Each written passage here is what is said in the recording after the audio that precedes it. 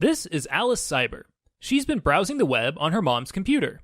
Unfortunately for Alice, she has accidentally downloaded a piece of malware. So what will malware do to Alice's mom's computer? Well, it depends. There are a lot of different kinds of malware. One variety is called a keylogger.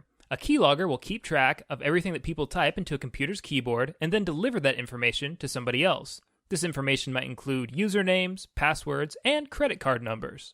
Another variety is called adware. Adware causes your computer to display unwanted advertisements that often link to sketchy web pages on the seedy underbelly of the internet. Still another variety is called a bot.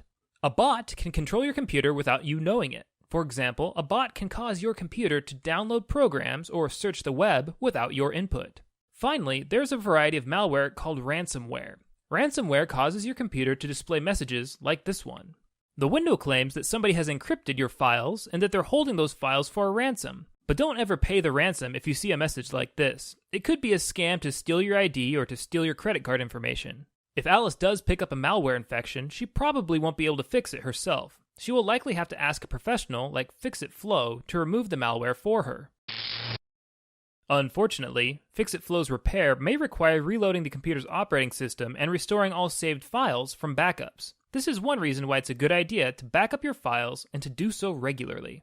The good news is that if Alice is careful and well informed, she will probably never have to call Fix-It Flow in the first place.